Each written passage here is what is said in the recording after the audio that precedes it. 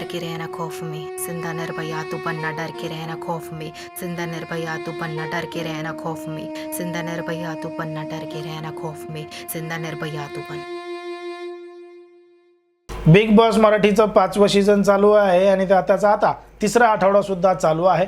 पहिल्या आठवड्यापासून मराठी बिग बॉसच्या घरामध्ये कशा पद्धतीने राडा धिंगाणा मस्ती चालू आहे हे आपण पहिल्या आठवड्यापासून पाहत आहोत।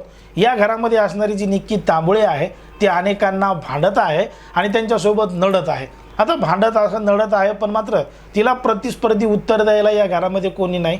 जेव्हा तिच्यासोबत नडण्यासाठी आर्या समोर येते तेव्हा ती आर्याला सुद्धा मोठ्या प्रमाणात भांडते, पण मात्र त्या घरामध्ये आर्याच्या टीममधले जे सदस्य आहेत ते तिच्या पाठीमागे ठामपणे उभा राहत नाही। म्हणून बोलता बोलता निक्की त्या घरामध्ये सहभागी असणाऱ्या कलाकारांना वाटेल ते बोलते। कोणाला म्हणते तुला काही काम नाही म्हणून ती इथं आली आहे, कोणाला ती जोकर म्हणते तर कोणाला ती नको नको शब्द ते सुद्धा वापरत असते। आता या बिग बॉसच्या घरामध्ये जे 16 स्पर्धक सहभागी झालेले होते ते विविध क्षेत्रामधून आलेले होते। त्यामध्ये काही संगीतकार आहेत, मराठी हिंदी चित्रपट सृष्टीमध्ये काम करणारे आहेत, काही रील स्टार आहेत, सोशल मीडियावर प्रसिद्ध झालेले आहेत, काही गीतकार आहेत, संगीतकार आहेत, अशा पद्धतीचे कलाकार सहभागी झालेले आहेत। आता याच कलाकारांपैकी एक कलाकार मोठ्या प्रमाणात या बिग बॉसच्या घरामध्ये चांगल्या पद्धतीने खेळतोय ते कलाकार आहे ती म्हणजे आर्या जाधव। आता आर्या जाधव ही बिग बॉसच्या घरापर्यंत कशी पोहोचली, या अगोदर ती काय करत होती, तिला आपण कोणत्या चित्रपटामध्ये पाहिलं नाही, मालिकामध्ये पाहिलं नाही, तर मग ती नेमकं या बिग बॉसच्या घरामध्ये आली कसं काय, तिचं नेमकं कार्य काय आहे हेच आपण सविस्तरपणे पाहणार आहोत।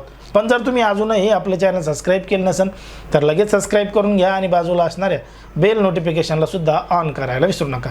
आता बिग बॉस मराठीच्या 5व्या सीझनमध्ये 16 कलाकारांनी सहभाग घेतला होता।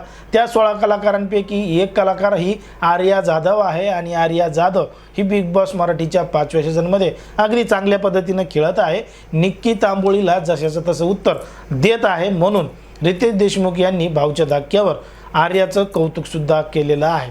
मग ही आर्या बिग बॉस मराठीच्या 5व्या सीझनपर्यंत कशी पोहोचली हे आपल्याला सविस्तर जाणून घ्यायचे। गोष्ट आहे राज्यात आणि देशात जेव्हा कोरोना महामारीमुळे सर्वत्र लॉकडाऊन लागलेला होता, मग याच लॉकडाऊनच्या काळामध्ये आर्या जाधवला रॅप लिहिण्याची संकल्पना सुचली होती, म्हणून तिनं रॅप लिहायला सुद्धा सुरुवात केली होती।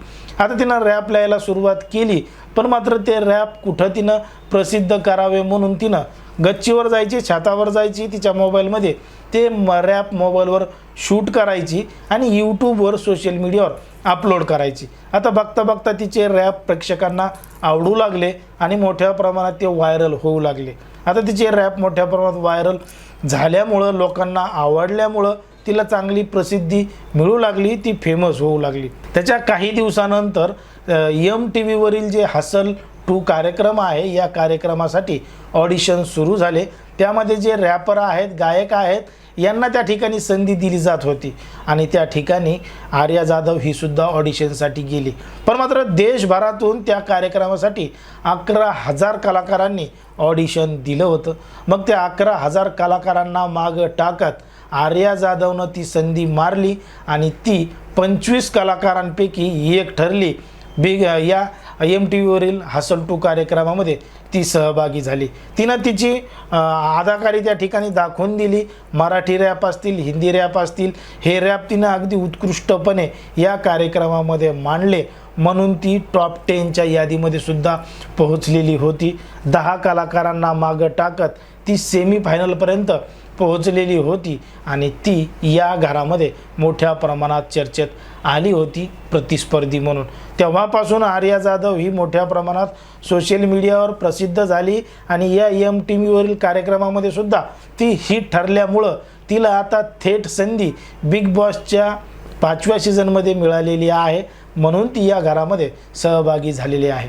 जर आपण पाहिलं तर बिग बॉसच्या या घरामध्ये अनेक कलाकार सहभागी झालेत, विविध क्षेत्रामधून आलेत।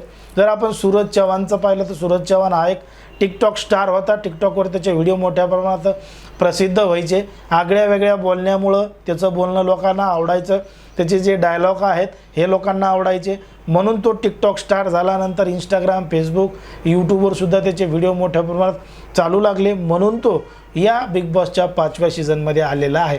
नाहीतर मग बाकीचे इतर कलाकार आहेत हे टी व्ही सिरियल असतील, चित्रपट असतील, संगीत क्षेत्र असेल, अशा विविध क्षेत्रामधून आलेले होते. पण मात्र या घरामधले जे 2 कलाकार आहेत त्यामध्ये आर्या जाधव आणि सूरज चव्हाण या दोघांची जरा वेगळीच गोष्ट आहे, म्हणून ती तुमच्यापर्यंत पोहोचवावी असं वाटलं. आर्या जाधव हिच्याबद्दल आणि सूरज चव्हाण याच्याबद्दल तुम्हाला काय वाटतं हे अगदी स्पष्टपणे कमेंटमध्ये सांगा. आणि अशाच पद्धतीचे नवनवीन व्हिडिओ पाहण्यासाठी आपल्या चॅनलला लगेच सबस्क्राईब करून घ्या.